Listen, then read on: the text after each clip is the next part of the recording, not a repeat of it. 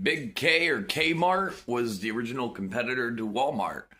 And at that time, actually, it was funny because it used to be way cheaper than Walmart. But the only reason they ended up going under is because their company didn't sell enough. And because they were cheaper than Walmart, eventually it drove them into bankruptcy. Sears was kind of like Boscov's or J.C. Penney, where they had a lot of clothes, but they also had like appliances, so like washers, dryers, tuxedos. So you not only just had clothes there, you had useful furniture and appliances. That's kind of what Sears was. It was like J.C. Penney on a different level.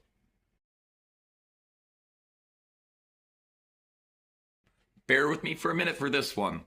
Circuit City was kind of like Circuit City and Radio Shack were very similar, but Radio Shack was always smaller. Again, shack, not store. All right. So Radio Shack, you would get like your Nokia flip phones and Ethernet cables, old school like keyboards for like a Dell 97 laptop. And it didn't matter the era. Radio Shack kind of always had it. Like even if it was 2010, they would still have AOL dial-up routers and shit like that. It was kind of cool for its time.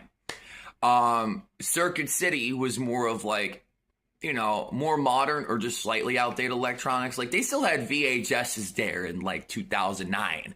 When Blu-ray started becoming a thing. I remember Circuit City and Target, I think, were two of the very first big places that started promoting Blu-ray DVDs before we had high definition today. Both of them were magical, but Radio Shack was more mine than Circuit City. Payless shoes. They had the best kids' shoes. Light up, sound ones, Heelys. Our parents always got it for us, like half price too. They always had good clearances. You guys are not going to read that one very well. That was Borders. They eventually kind of became Books-A-Million. But Borders was like Books-A-Million before Books-A-Million was a thing.